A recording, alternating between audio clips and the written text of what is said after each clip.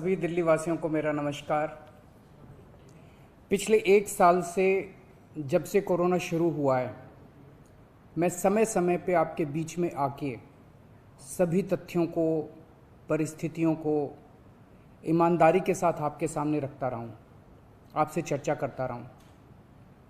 एक चीज़ हम लोगों ने हमेशा गांठ बांध के रखी, आपको कभी गलत तथ्य नहीं दिए, आपसे कभी झूठ नहीं बोला, जो था आपके सामने रख दिया। अगर स्थिति अच्छी थी तो भी आपको बताया, स्थिति खराब थी तो भी आपको हमने ईमानदारी से बताया, क्योंकि हम पहले दिन से समझ गए थे कि ये इतनी बड़ी आपदा है कि आपके साथ के बिना, जनता के साथ के बिना अकेले इस आपदा से सरकार सामना नहीं कर सकते। जनता का सहयोग और जनता की सहभागिता इस पूरे संघर्ष में बेहद ज़रूरी है।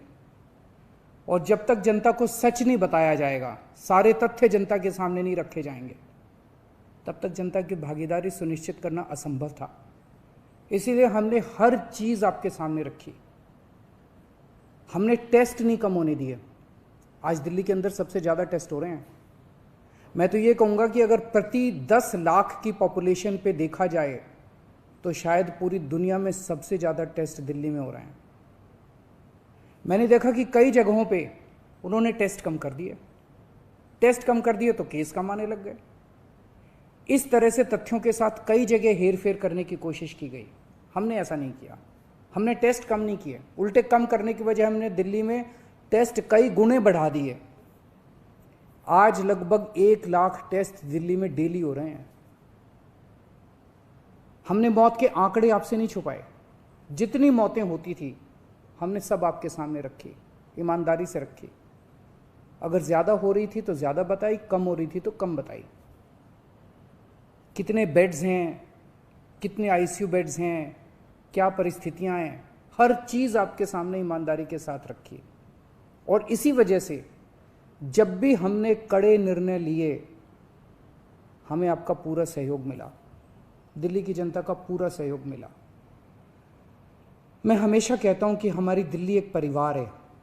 दिल्ली के 2 करोड़ लोग एक परिवार हैं। और जब परिवार में कोई आपदा आती है तो सारे परिवार के लोग मिलकर उसका सामना करते हैं। अब भी हम सभी मिलकर इसका सामना करेंगे। पहले भी जीत हुई थी, अब भी जीत होगी। जहां पे पेशेंट को जरूरत है उतना ही ऑक्सीजन लगाना चाहिए। कई जगह पे वेस्टेज की भी खबर आ रही है। कई जगह पेशेंट को बहुत जरूरत होते हुए भी ऑक्सीजन लगाने की खबर आ रही है। ये भाजपा सरकार के कैबिनेट मंत्री हैं।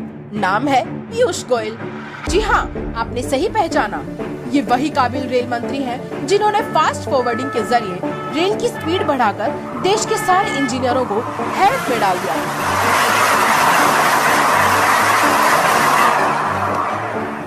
अब मंत्री जी ऑक्सीजन पर ज्ञान दे रहे हैं, और ज्ञान ऐसा कि स्वयं वायुदेव हैरत में पड़ जाएं। तो आप एक बार फिर से सुनिए मंत्री जी का वो ऑक्सीजन वाला ज्ञान। जहां पे पेशेंट को जरूरत है उतना ही ऑक्सीजन लगाना चाहिए। कई जगह पे वेस्टेज की भी खबर आ रही है। कई जगह पेशेंट को बहुत जरूरत होते हुए भी ऑक्सीजन लगाने की खबर आ रही है। अब लोगों को मंत्री जी बताएंगे कि किसको कितनी सांस लेने की जरूरत है। अभिव्यक्ति के बाद अब ये सांसों पर पहरा है, और वो दिन दूर नहीं जब मंत्री जी नजरों पर पहरा लगाकर ये कह दें कि आपको जितनी जरूरत है उतना ही देखिए, हमारी नाकामी को देखने की जरूरत ही कहाँ है। माना कि इस कोरोना महामारी के बीच लोगों को इलाज के साथ साथ मनोरंजन की भी जरूरत है, मगर वो मनोरंजन सरकार की तरफ से नहीं आना चाहिए। मंत्री महोदय, सरकार की तरफ से सिर्फ गंभीरता दिखनी चाहिए, और आपसे उसकी उम्मीद तो न्यूटन भी नहीं करते। हम भारतीय तो आपके सामने क्या ही चीज है। मगर इतना जरूर कहना है, सांसों पर पहरा लगाने से अच्छा होगा आप अपनी नाकामी पर पहरा लगाइए। जय हिंद। मैंने बॉर्डर के ऊपर जाके देखा है, कोई किसान नहीं है वहाँ पर। वहाँ गांव के कुछ फजूले हैं जिनको चाहे गांव में खाली बैठा लो चाहे आंदोलन में बुला लो, उनका कोई काम नहीं होता है।